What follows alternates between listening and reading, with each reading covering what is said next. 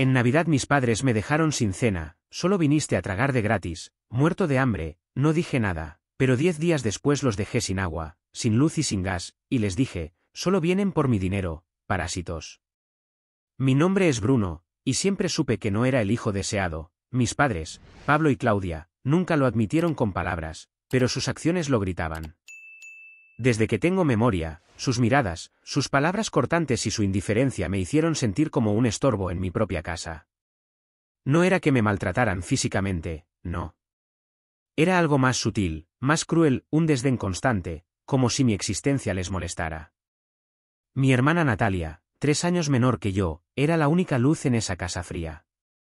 Ella y yo éramos cómplices, aliados en un hogar donde el cariño era un lujo que no nos daban.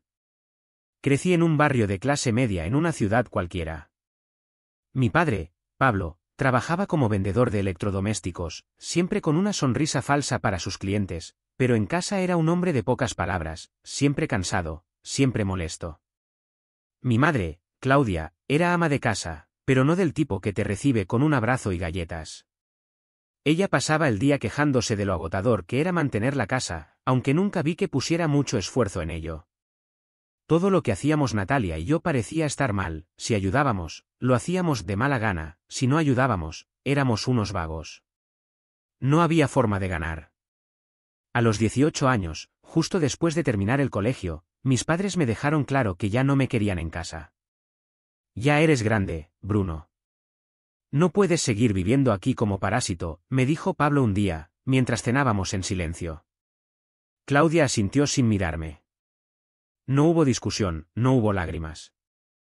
Solo una orden fría, vete. Natalia, que entonces tenía 15 años, me miró con los ojos llenos de tristeza, pero no dijo nada. Sabía que no podía cambiar la decisión de nuestros padres. Me fui con lo poco que tenía, una mochila con ropa, mis ahorros de trabajos esporádicos y un nudo en el estómago. Conseguí un cuarto pequeño en un edificio viejo, cerca del centro.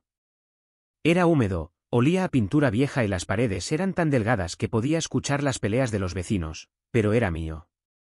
Empecé a trabajar en una tienda de repuestos de autos, un empleo que no pagaba mucho pero me permitía sobrevivir. Me inscribí en un curso técnico nocturno para aprender mecánica, con la esperanza de algún día tener algo mejor. Mientras tanto, Natalia y yo seguíamos en contacto. Ella me escribía o me llamaba casi todos los días, contándome cómo las cosas en casa seguían igual de frías, pero ahora sin mí, ella se sentía más sola. Pasaron los años, y aunque el resentimiento hacia mis padres seguía ahí, intenté sanarlo. Me dije a mí mismo que no podía cargar con ese peso toda la vida. Leí libros de autoayuda, hablé con amigos que habían pasado por cosas similares y traté de convencerme de que, tal vez, mis padres no eran malas personas, solo estaban atrapados en sus propios problemas. Intenté acercarme a ellos, aunque fuera de lejos. Les escribía de vez en cuando, les deseaba feliz cumpleaños, pero sus respuestas siempre eran cortas, casi como si les molestara que me acordara de ellos. Cuando cumplí 25, las cosas cambiaron. Pablo y Claudia empezaron a llamarme más seguido. Al principio, pensé que querían reconciliarse, que tal vez el tiempo les había hecho reflexionar. Pero pronto quedó claro que no era por cariño. Bruno, estamos un poco apretados con el dinero, me dijo Claudia una tarde por teléfono. La luz, el agua, el gas, todo está muy caro. No nos alcanza. Su voz tenía un tono que no era de súplica, sino de exigencia, como si yo les debiera algo. Pablo, en el fondo, murmuró algo sobre lo difícil que era llegar a fin de mes con su pensión y el poco trabajo que tenía. No sé por qué accedí. Tal vez porque una parte de mí todavía quería su aprobación, o porque pensé que ayudarlos me haría sentir menos roto. Configuré pagos automáticos para sus servicios, luz, agua y gas. No era millonario, ni mucho menos. Mi sueldo como mecánico en un taller decente me alcanzaba para vivir bien, pero no para lujos. Aún así, saqué de mi presupuesto para cubrir sus cuentas. Ellos nunca me dieron las gracias, no de verdad. Solo decían cosas como era lo menos que podías hacer o después te lo pagamos. Nunca lo hicieron. La Navidad siempre fue una fecha complicada para mí. Cuando era niño, no había grandes celebraciones en casa. Mis padres ponían un árbol pequeño, más por obligación que por entusiasmo, y los regalos eran algo que solo existía en las películas. Pero a medida que crecí, empecé a disfrutar las fiestas con mis amigos o con Natalia, que siempre encontraba la manera de hacerme sonreír, incluso en los peores momentos. Ese año, cuando tenía 28, Natalia me llamó a principios de diciembre.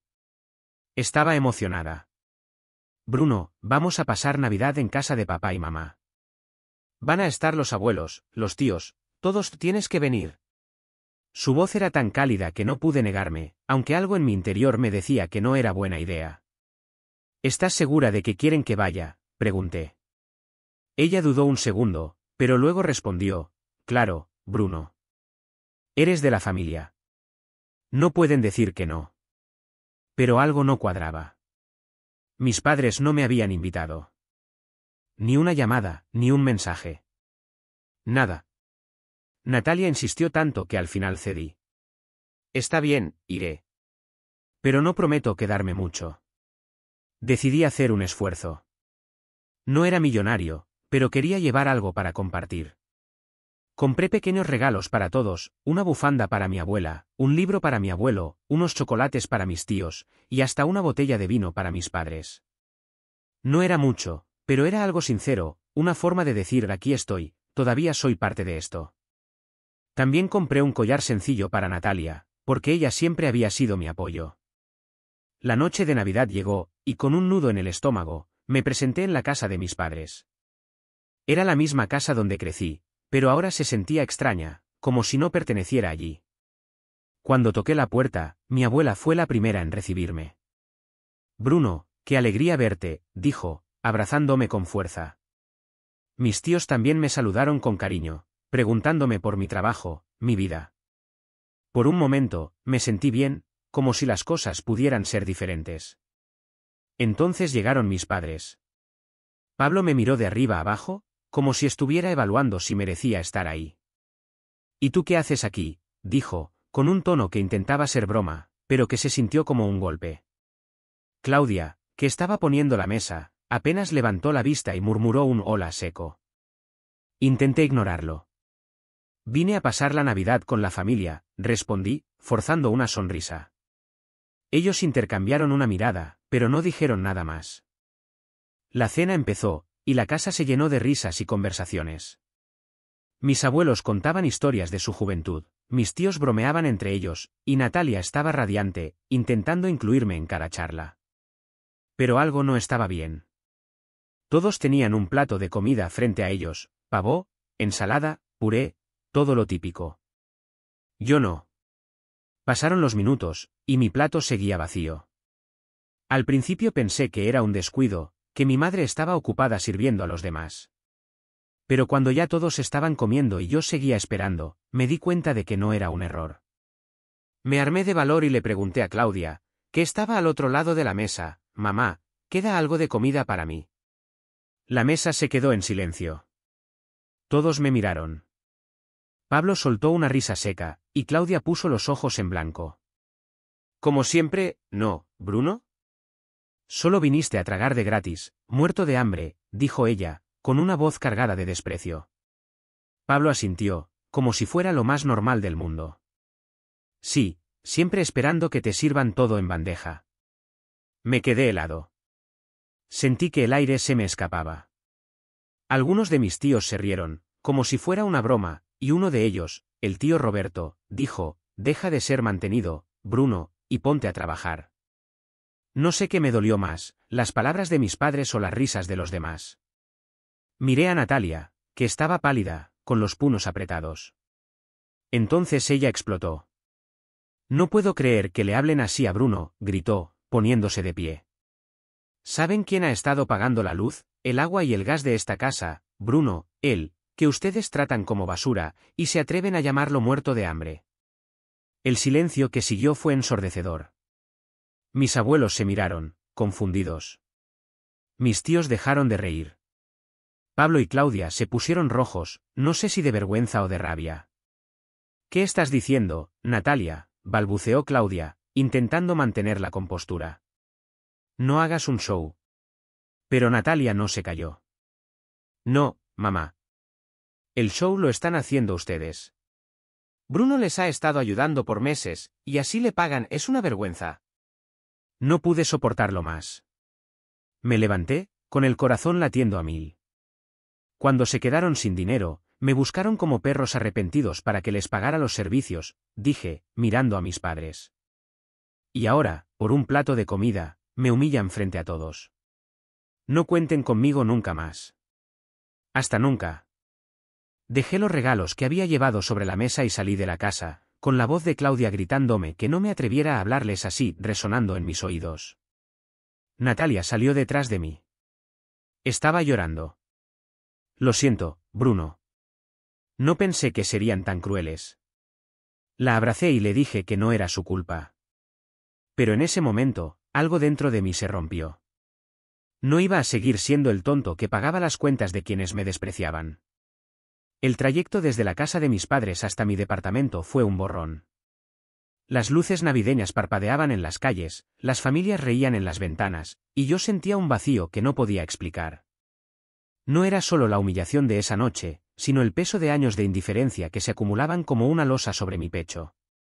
Natalia, que había salido conmigo de la casa, estaba sentada en el asiento del copiloto de mi viejo auto.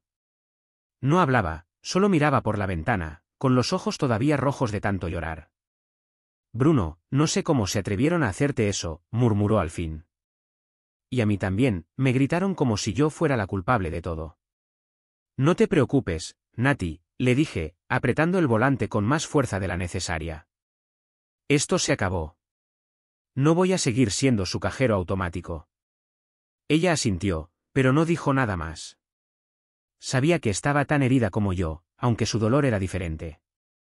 Natalia siempre había intentado mantener la paz, ser el puente entre mis padres y yo. Pero esa noche, incluso ella se dio cuenta de que no había nada que salvar. Cuando llegamos a mi departamento, un lugar pequeño pero acogedor que había decorado con muebles de segunda mano y algunos toques personales, me dejé caer en el sofá. Natalia se sentó a mi lado, todavía con el abrigo puesto. ¿Qué vas a hacer?, me preguntó, mirándome con esa mezcla de preocupación y curiosidad que siempre tenía cuando las cosas se ponían feas. Voy a cortar los pagos, respondí sin dudar. La luz, el agua, el gas. Todo. Que se las arreglen solos. Ella abrió los ojos, sorprendida, pero no me contradijo. ¿Estás seguro?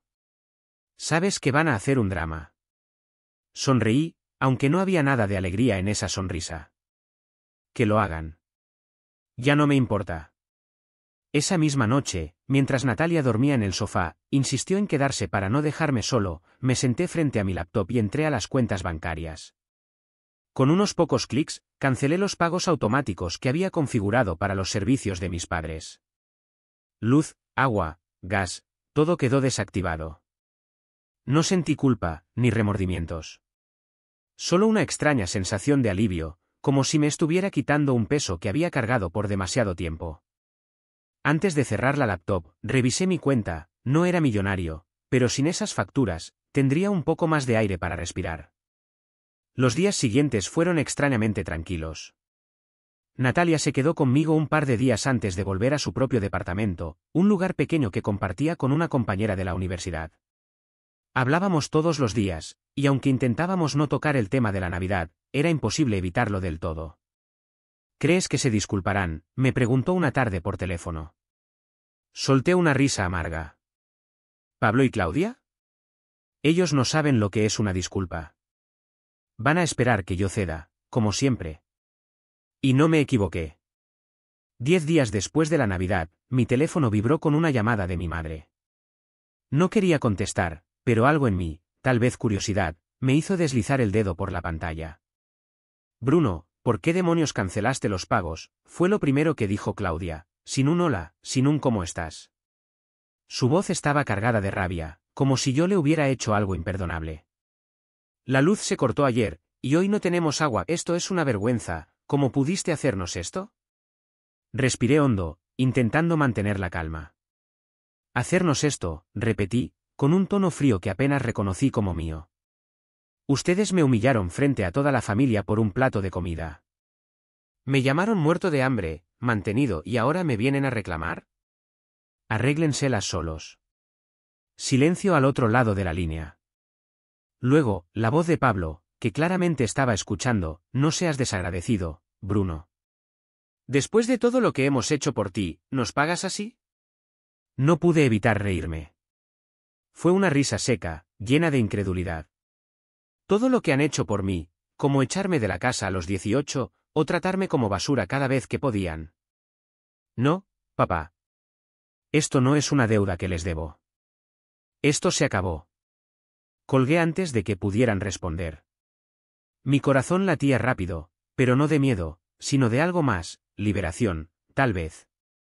Esa misma noche, Natalia me llamó. Mamá y papá me llamaron hoy.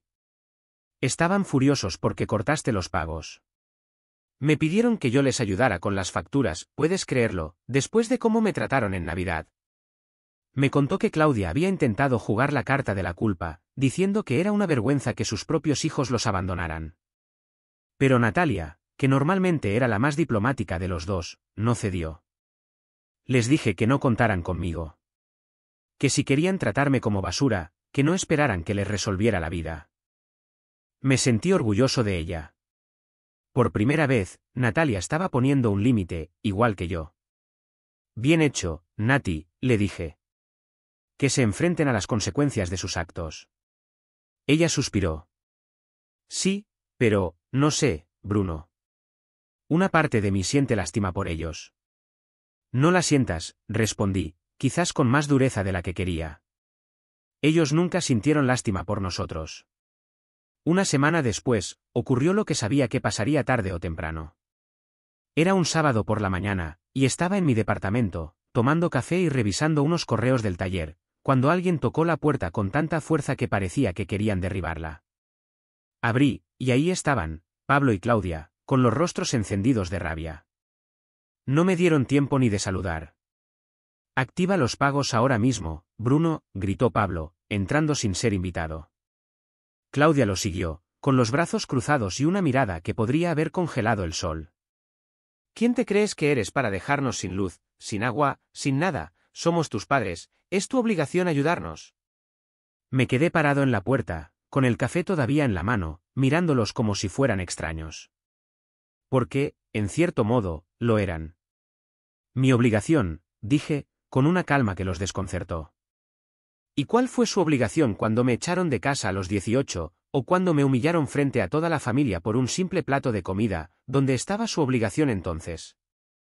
Claudia intentó interrumpirme, con esa voz aguda que usaba cuando quería tener la razón. Eso fue una broma, Bruno, no seas tan dramático. Siempre exageras todo. Pero yo ya no estaba dispuesto a escuchar sus excusas. ¿Una broma? ¿Llamarme muerto de hambre frente a todos, eso es una broma? ¿Hacer que mis tíos se rían de mí, eso es una broma? No, mamá. Eso no es una broma. Eso es ser cruel. Y yo no voy a seguir pagando por su crueldad. Pablo dio un paso hacia mí, como si quisiera intimidarme. Eres un desagradecido. Después de todo lo que te dimos, ¿nos tratas así? Solté una risa, y esta vez fue genuina. ¿Lo que me dieron? Me dieron un techo hasta que decidieron que ya no me querían.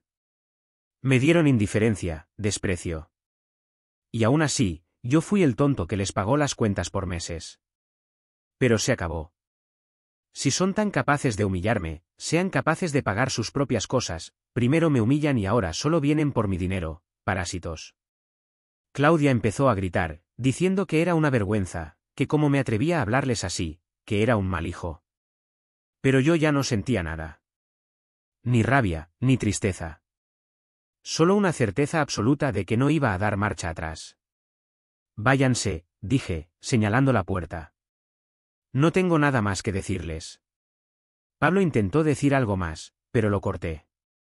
¿Fue? Ahora. Cerré la puerta en sus caras, y aunque escuché sus gritos desde el pasillo, no abrí. Me quedé ahí, con el corazón latiendo rápido, pero con una sensación de libertad que no había sentido en años. Pasaron los meses, y las cosas cambiaron de manera que no esperaba.